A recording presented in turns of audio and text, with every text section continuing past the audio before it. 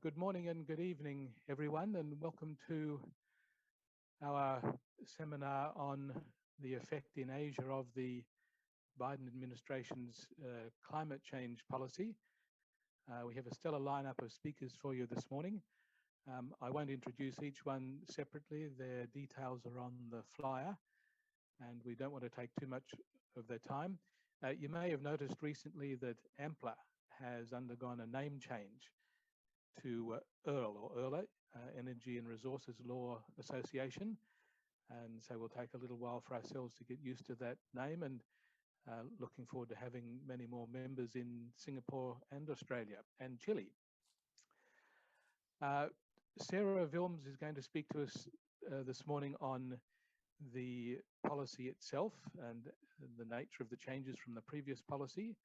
Hans Vriens will speak to us on what you might call the geopolitical effects of the policy in Asia.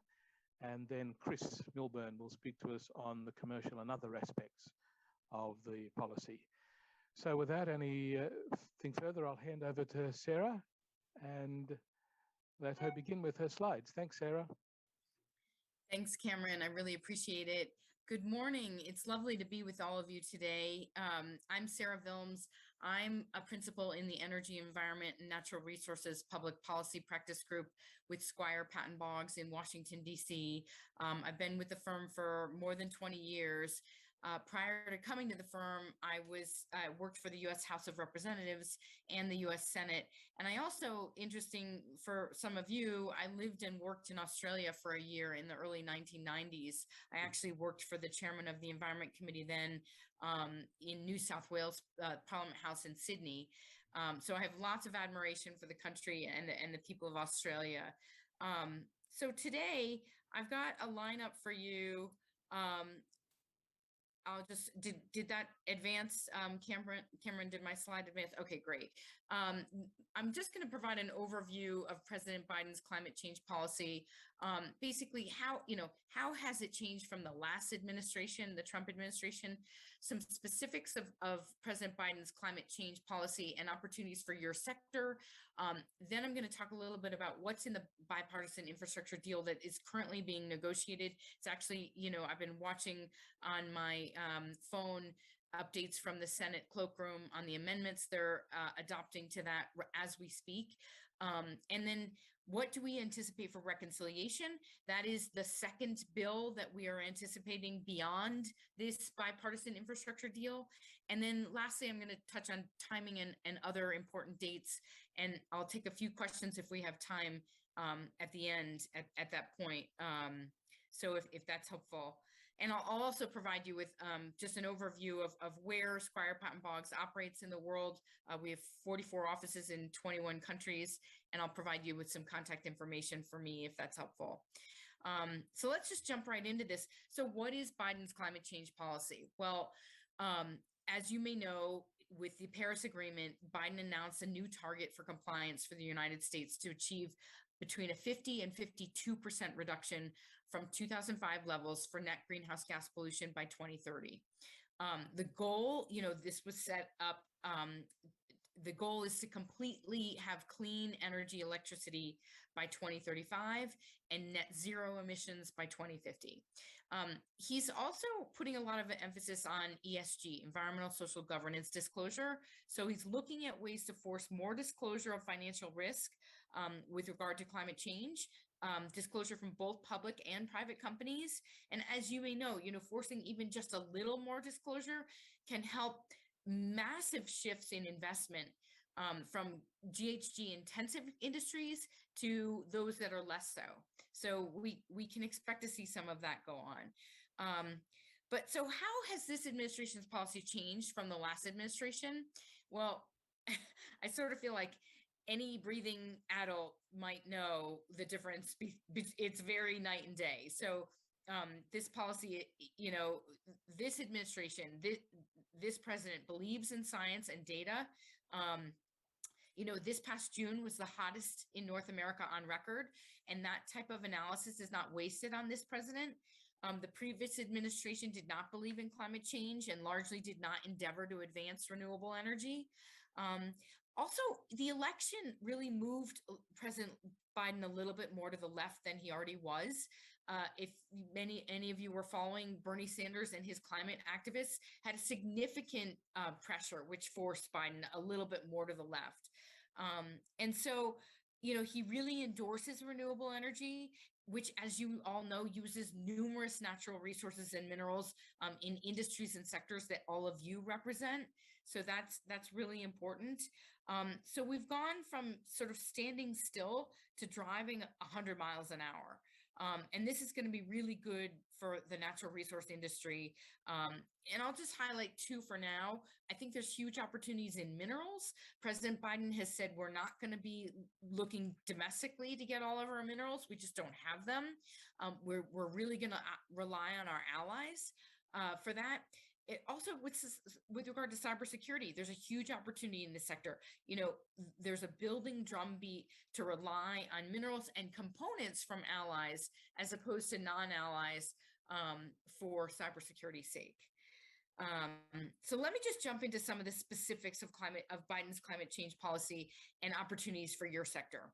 So one of the foundational elements of his policy, his plan, is electric vehicles and electric vehicle related items. So he's always said, I want to put in 174 billion. And as you may know, EVs use 2 to 3 times even more the amount of copper as opposed to internal combustion vehicles. We can't force the purchase of EVs in the US, but you can put in place new CAFE standards. You can also buy them for the federal fleet, which Biden has been talking about, which is pretty significant.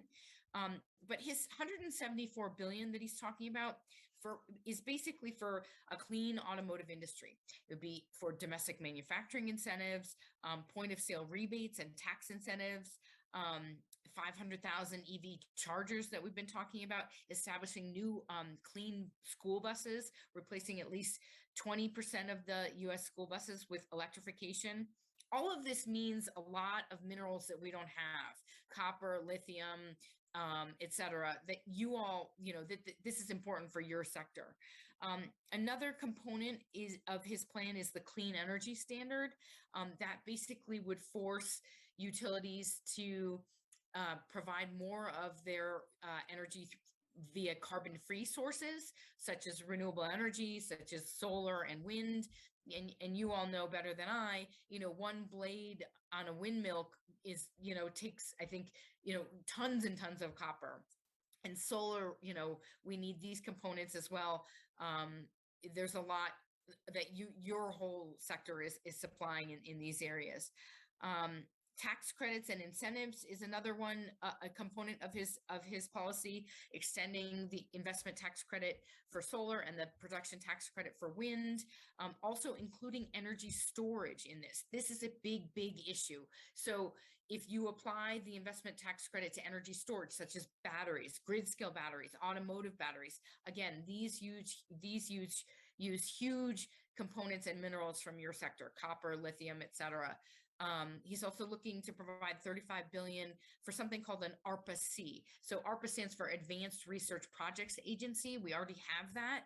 The C would stand for climate, which would be a whole new area that's devoted to just climate priorities.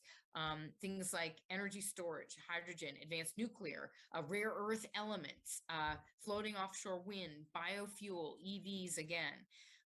He also has some carbon capture and utilization and storage in his plan. Obviously, increasing hydrogen is also part of his plan. Again, batteries and energy storage, I've gone over that a couple times.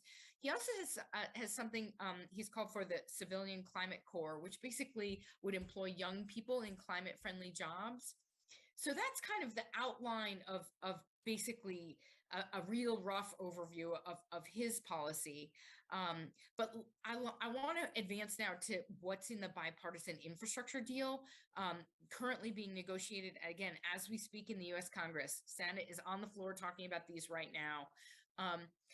The importance of this is it has some, but leaves out more of the aggressive climate change infrastructure policies that President Biden wants. Those we are likely to see in the next package, which we refer to as reconciliation. And I'm not going to go into all the specifics. I'm more than happy to talk about those offline. It's just too many details right now, and I want to let some of the other speakers speak on after me. But I'll talk quickly about the bid. That's the bipartisan infrastructure deal, as well as the reconciliation package. So let's look at briefly what's in this bipartisan infrastructure deal. It's huge. There's $550 billion in new spending that has to be spent over the next 5 years. And I'll run down quickly the overview areas, and then I'll talk specifically about what's important to your sectors. So there's $110 billion for roads and bridges. There's $66 billion for passenger and freight railroads. There's almost $40 billion for public transit. There's $65 billion for broadband. That's important. Telecom, lots of commodities that you guys represent and industries that you work with. There's $17 billion for ports and waterways. That's sort of upgrading a lot of that infrastructure. $25 billion for airports, $55 billion for water infrastructure, $73 billion for the power grid, $46 billion for resiliency, mitigating wildfires and droughts and coastal resiliency. Then there's $7.5 billion for low carbon school buses and ferries, and zero emissions of those as well. And then $7.5 billion for EVs. That's not the $174 billion that he wanted, and that we're likely to see more of that in the reconciliation package. But before I get to reconciliation, also some specifics in the bid. That's the bipartisan infrastructure deal that they're talking about tonight that is likely to pass next week. There's going to be $5 billion in there for the electricity grid, specifically for projects on electricity transmission, storage, and related grid resilience. There's $2.5 billion for transmission.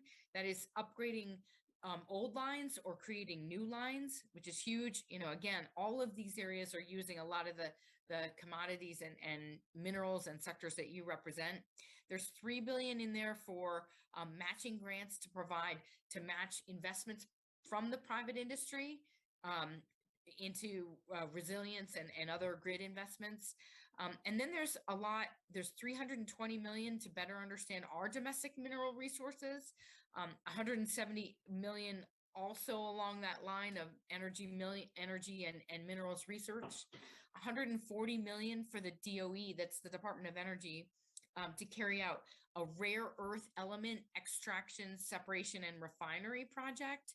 If any of you have interest in these areas, contact me at the end. I work with the Department of Energy all the time.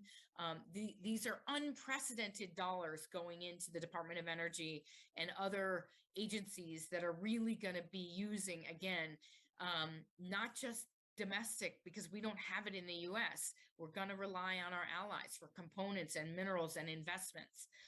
There's $3 billion there to establish a battery material processing grant program. $3 billion for battery manufacturing and recycling grants. There's a $10 million prize for lithium ion battery recycling. There's $1 billion in there to expand electric vehicle battery recycling. There's $400 million in there that will also go to processing and recycling of critical minerals. So any of you with expertise in these areas, come talk to me, because there's a lot going on that you want to be able to take advantage of. And then finally, there's a $550 million to finance clean energy capital investments. So that's going to be also of interest to the banking industry. So there was a major tax provision that was left out. That was out of this package. That's the 48C. That's a 30% investment tax credit that would go to manufacturers that are either building new facilities or upgrading others that make or recycle energy-related projects, clean energy-related projects.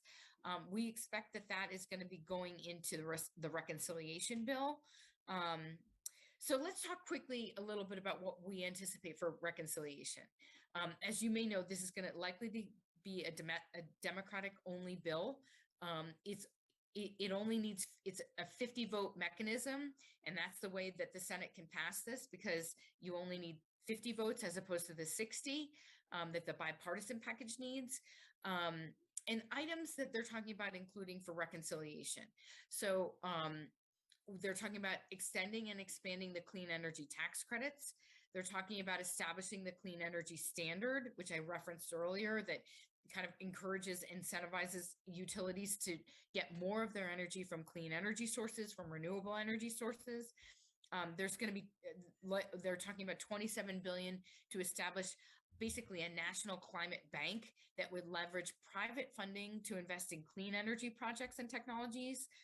There's $10 billion for the climate core that I discussed. They're also putting a big prioritization on environmental justice. So these are communities that either have been harmed via projects that have harmed them in the past, such as emissions or water or et cetera.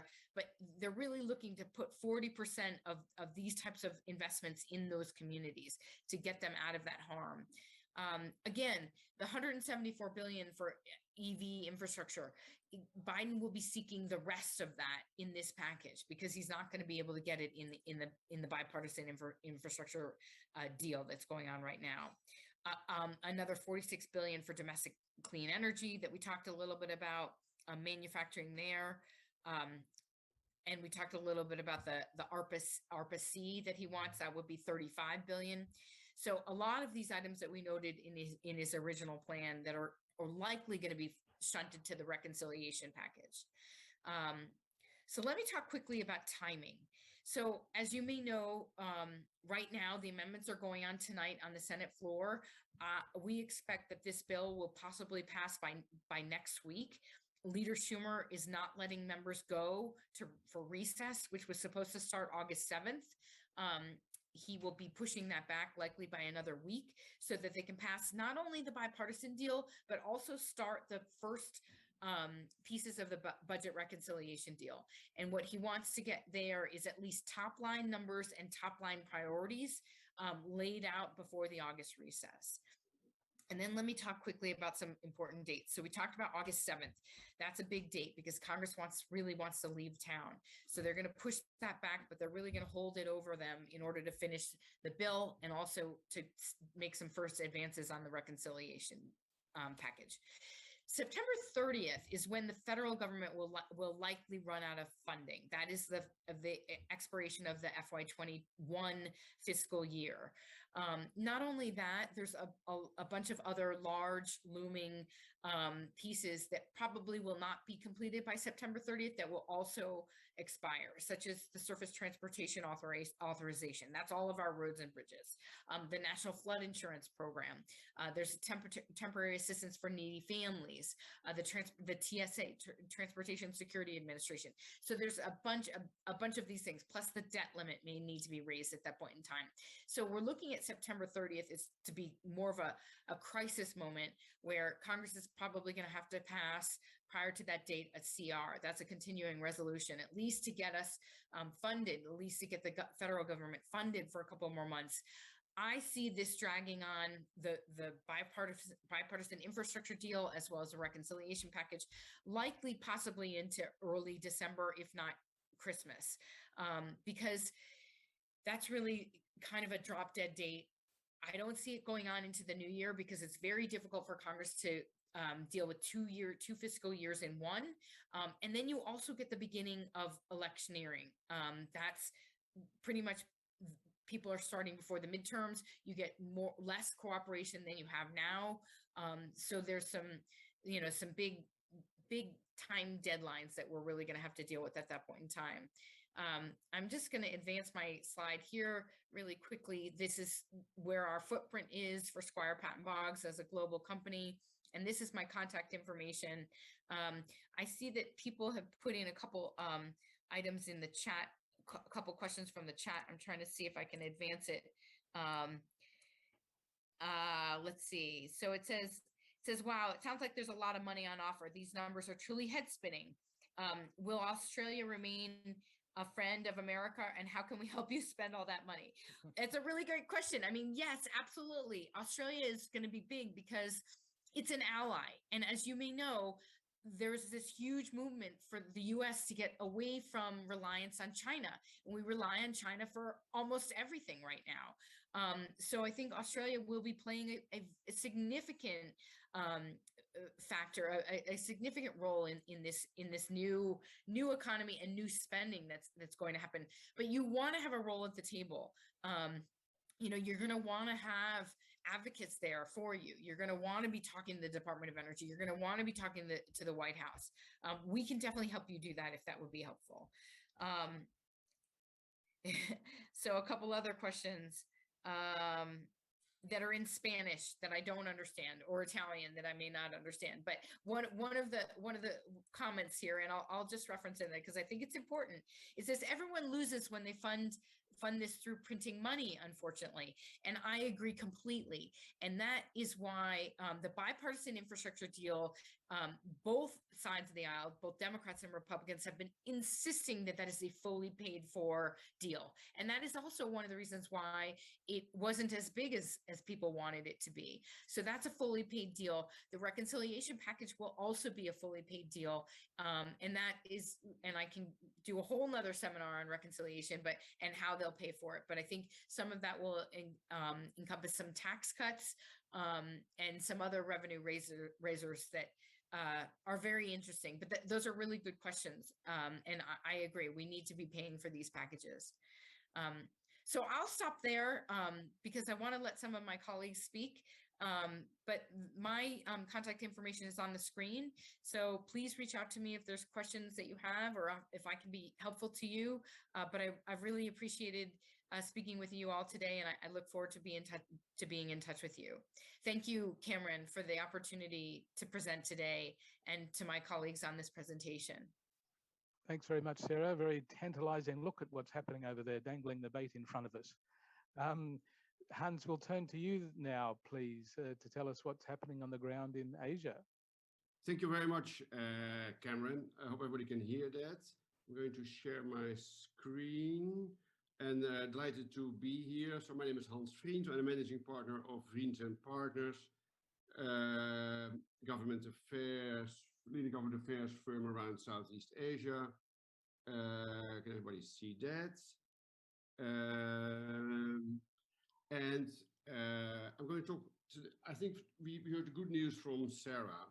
I'm afraid, but I'm going to talk a little bit about Southeast Asia. We have all our offices there, and the energy situation in Southeast Asia. I'm afraid the news is pretty dire. Despite all the commitments governments have made, the Paris Climate Agreement, I'm afraid these are all actually fake news, because there are no plans to back them up. As we look at the baseline, the energy consumption, the predictions for Southeast Asia is growing rapidly. So also the energy consumption will really grow a lot in the next 20, 30 years. Yeah. So if we look at, and why do we know that these plans or the commitments of the governments around Southeast Asia are not so real, especially not in Indonesia and the Philippines? Because if we look at what they're actually planning to install, and you see that from, if you look at 2025, 2040, it's going to be a lot of coal and natural gas. So that's actually a contradiction to what they have committed themselves to. So there are real no roadmaps. And why is that? Why is there so little political willingness to transition to cleaner energy sources? And that is unfortunately several reasons: weak government capacity, so very different in the US, plus vested interests. And the vested interests are, I mean, like Indonesia, if every politician owns a coal mine, becomes a very difficult discussion. Unfortunately, also the way multilaterals and other players have approached this issue sort of misses the point. They really think that if we put one more advisor in the Ministry of Energy somewhere in Southeast Asia, it will fix everything. But as long as there's no political willingness, it's not going to happen. For example, the bad news, if we look at the Philippines, we look at the base load, nearly everything in white blue, what's going to be built in the next 20 years will be coal. So that's pretty dire. There's also some, and why is that? Because energy security, it's really the highest priority. And there's no appetite to change or for any cost increases. So they pay lip service to it, make public statements about it, but there's no policies to back it up.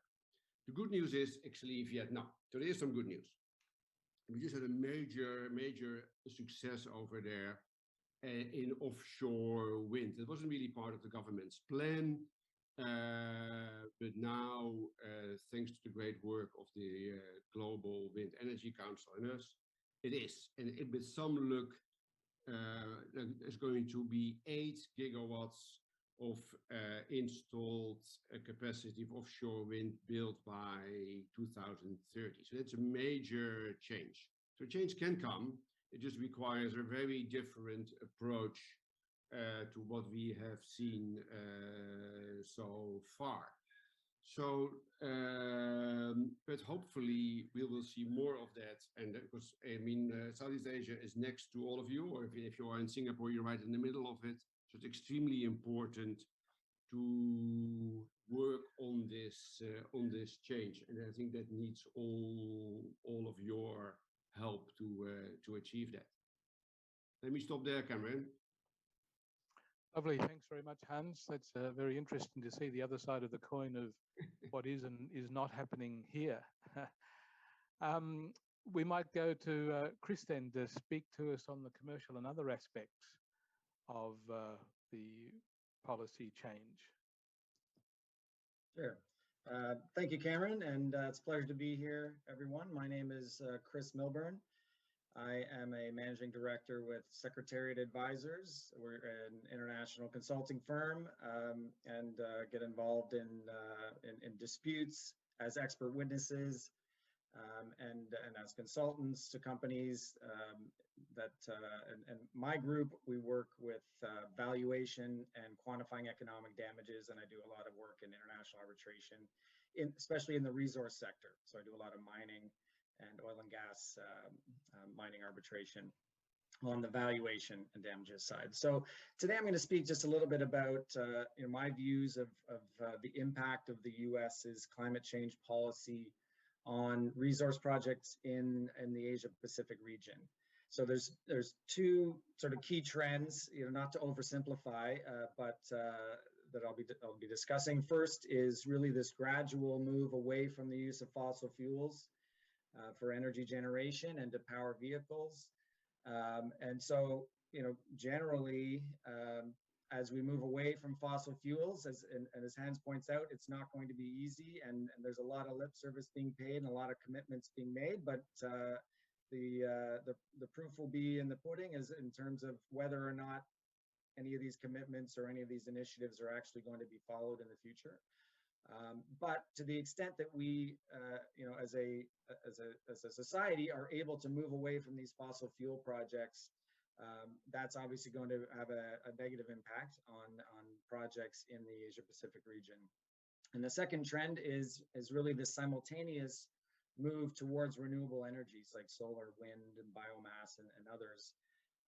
And as Sarah pointed out, those types of projects require a significant amount of minerals, and certain types of minerals like copper, lithium, nickel, cobalt, rare earths elements, and that move to increase the amount of minerals that we need to mine for those types of projects are going to have a positive impact on metal mining projects in Asia Pacific, and Asia Pacific is well positioned to benefit from those types of projects. So I'll start just with that first trend, and that's kind of weaning ourselves off of fossil fuels. And I'm going to just focus on coal. It's sort of the thermal coal is sort of one of the dirtier fuels for energy. And while some of the Western nations have sort of started to wean themselves off coal and have shown some progress on that front, Asia Pacific countries continue to dominate global production and consumption of coal. And unfortunately, as Hans points out, that is going to continue for many years, just due to growing demand for energy, for large populations that continue to grow, and just the time and cost and political will to switch to renewable forms of energy. I mean, this is not a simple process at all, and it's not a short process.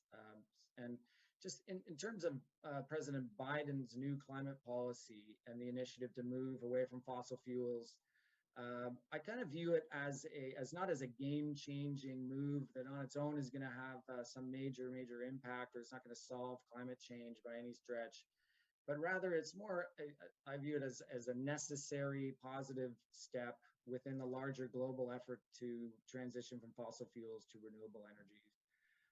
And I think the main element of Biden's plan that could have the most significant medium to long-term impact on APAC coal projects is that the U.S. has declared it's going to stop funding fossil fuel projects and isn't going to encourage or pressure other nations and banks and companies to do the same. And that move or that commitment is consistent with other recent commitments by the G7 member nations to phase out government financing for coal projects. And the G7 nations actually set the time frame as being the end of 2021 for that. So it's not some far off commitment. That's actually 6 months from now they should be cutting off financing to new coal projects in order to support the global shift to sustainable energy. And we can also already see some of the effects, even if they are just sort of words and commitments rather than concrete action as yet.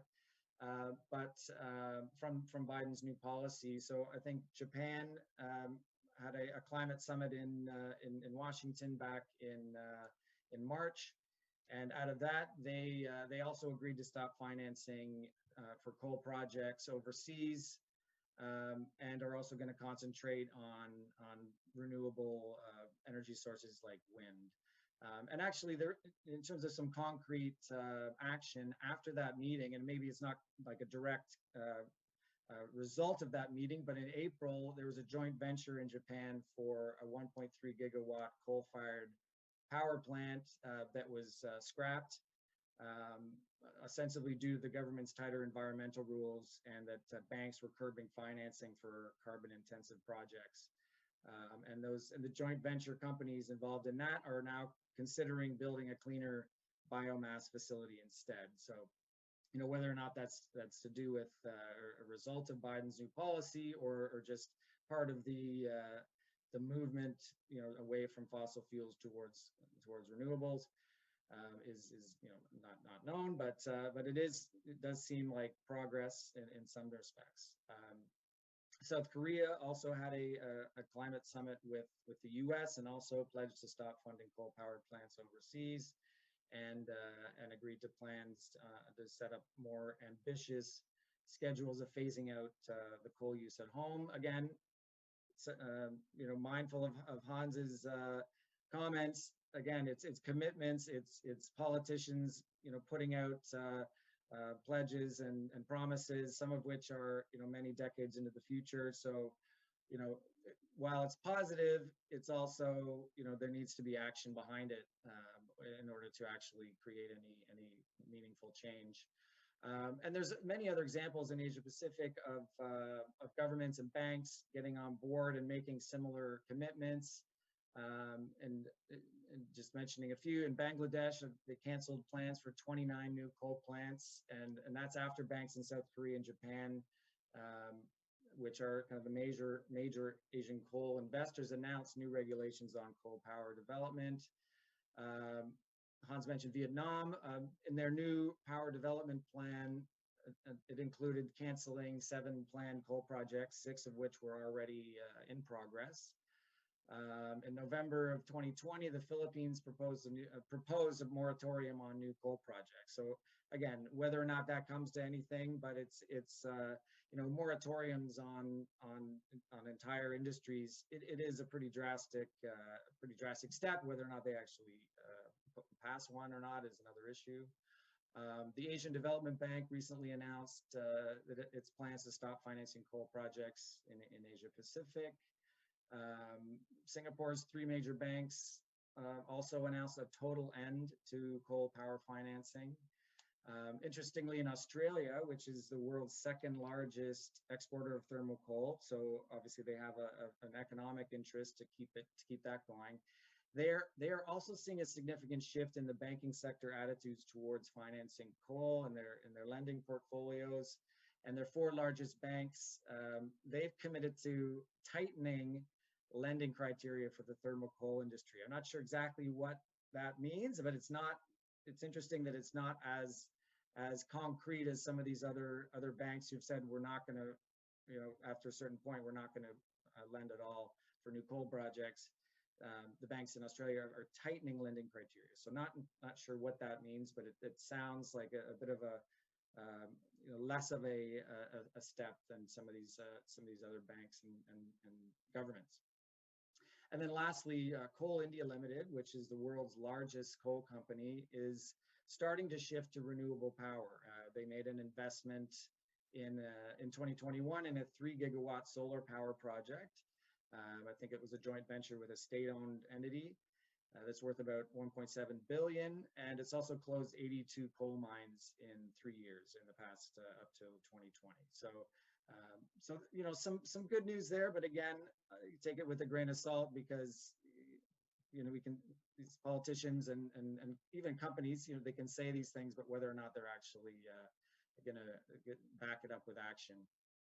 But I think moving billions of dollars from coal projects to renewable projects should have a major impact on the types of projects that are developed in Asia Pacific for the foreseeable future. And it should make the development of new fossil fuel projects more difficult, more costly, more risky. The financing the cost of capital is going to increase, and that's going to generally reduce their value.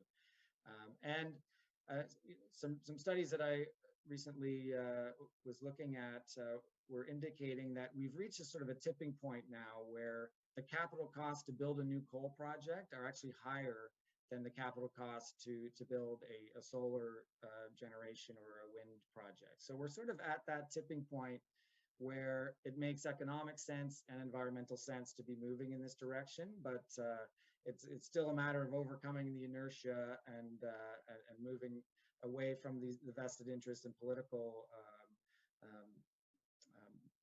issues surrounding a move, away from coal towards renewable energies.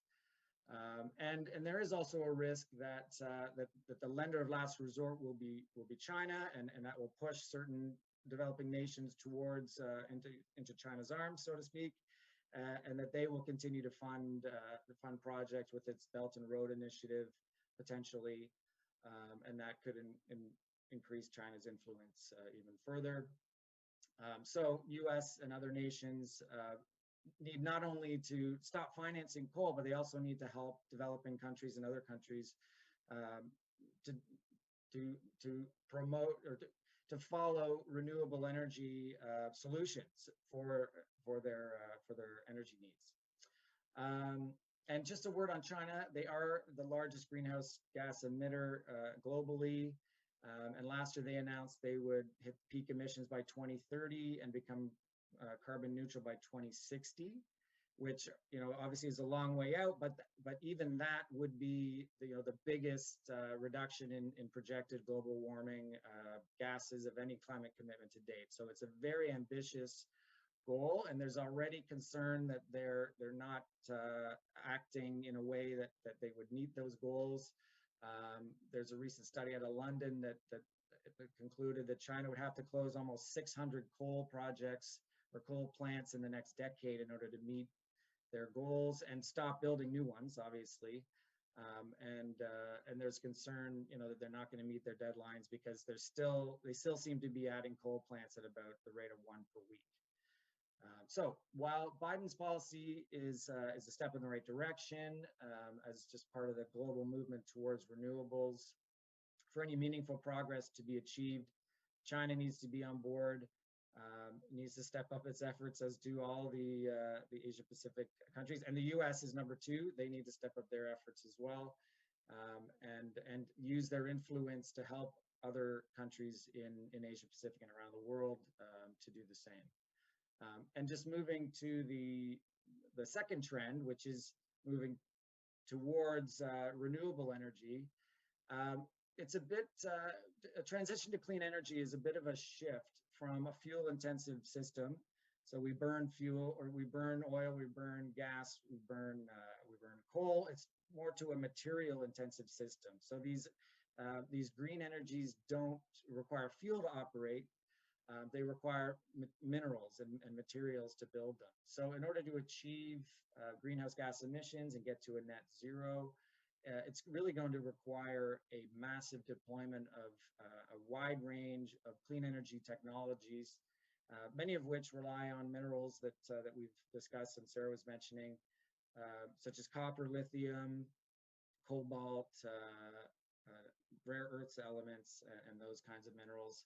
And that realization is already leading a number of countries and companies into a bit of a race to secure supply and these clean energy resources, and to build the necessary processing facilities to bring those materials into a form that can be used to use in these energy generation technologies. However, current supply and sort of investment plans for these types of minerals and the processing currently fall well short of what we would need to meet the expected demand. In order to cut all this coal out of the energy equation and replace it with renewables, we need a lot of these types of minerals, a lot more than is currently in the pipeline, essentially.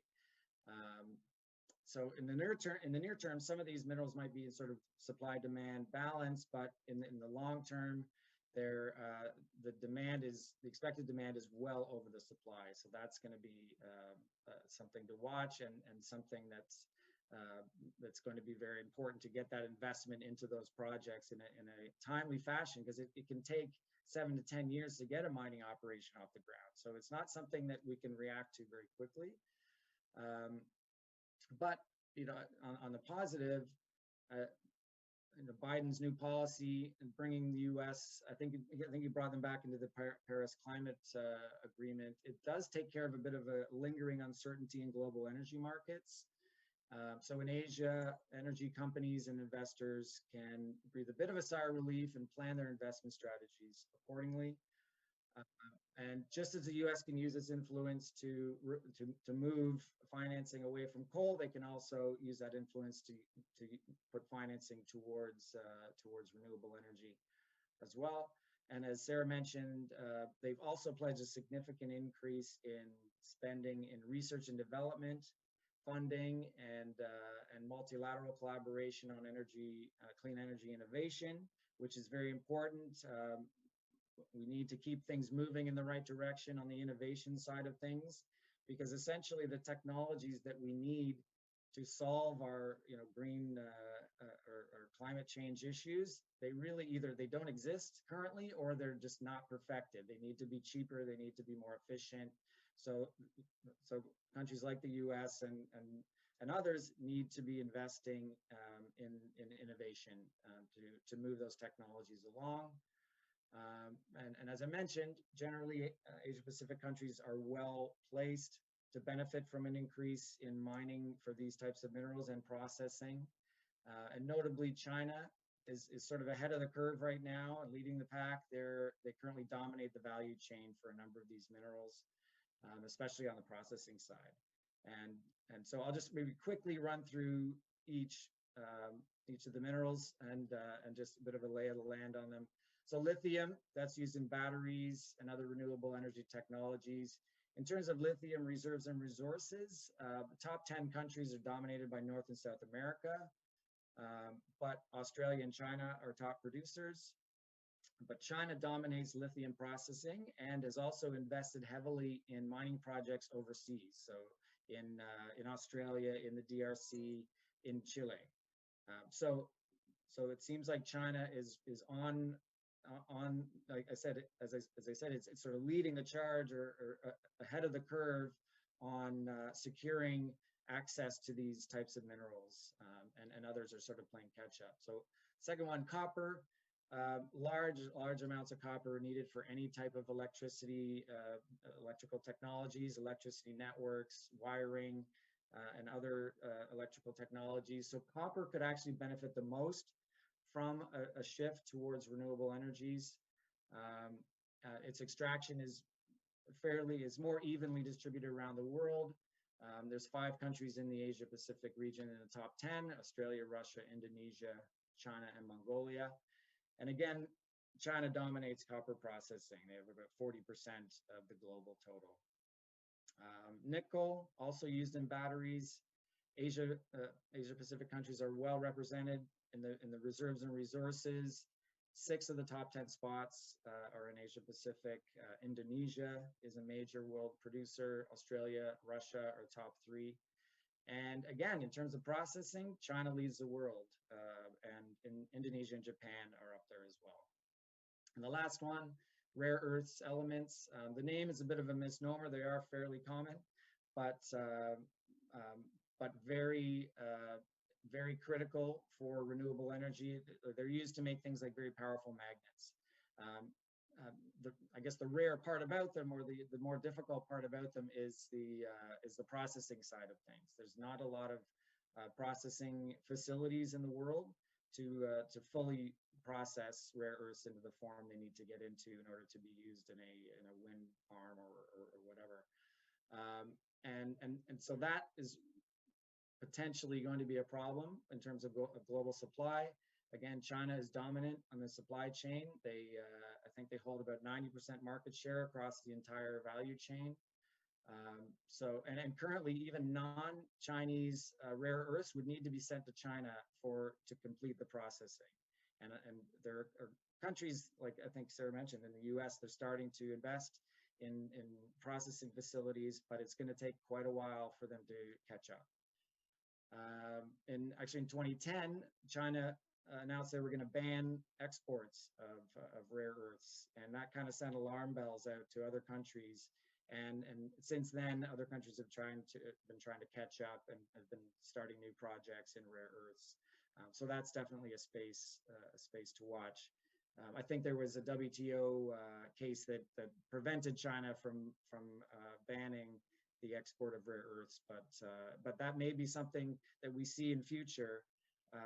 We see more of it. In fact, Mexico recently announced they're going to ban exports, or they're going to nationalize their entire lithium production, or their lithium resources.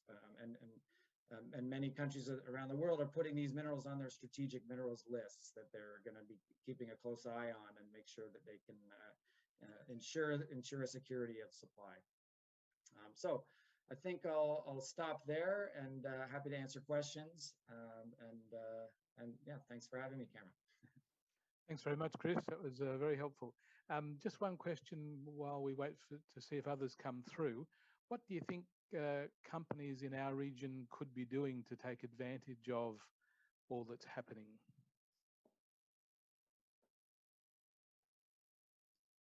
Is that for me, Cameron? Yeah.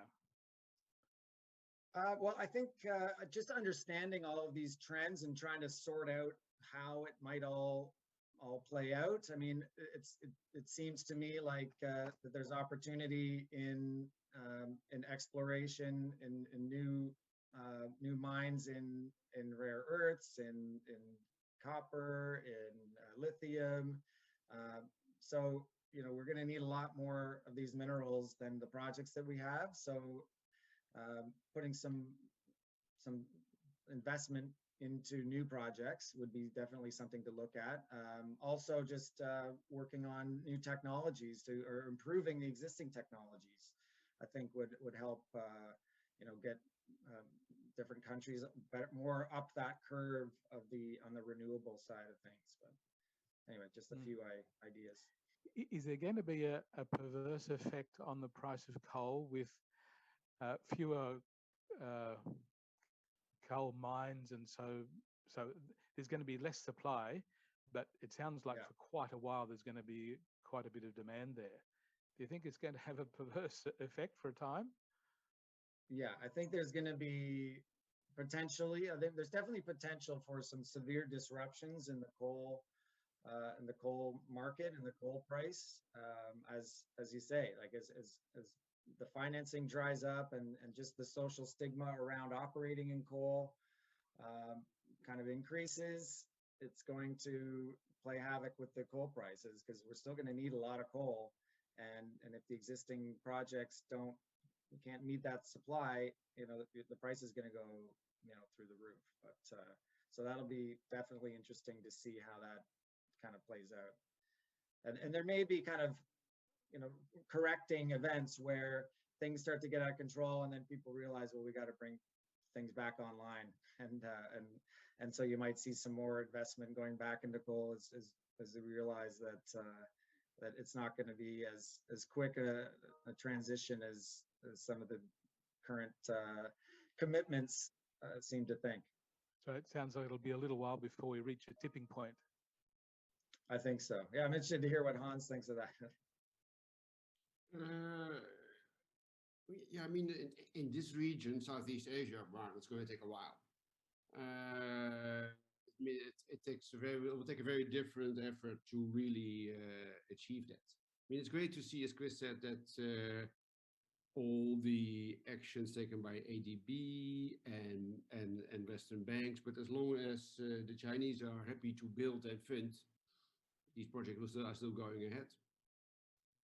I'm afraid that's the bad news. So the question is, what do we do to stop that? Because once we can stop that, as we see in Vietnam, as Chris also said, the change can come and will come, and it can come very sudden and have a major impact. And now the question is, how fast can we build this?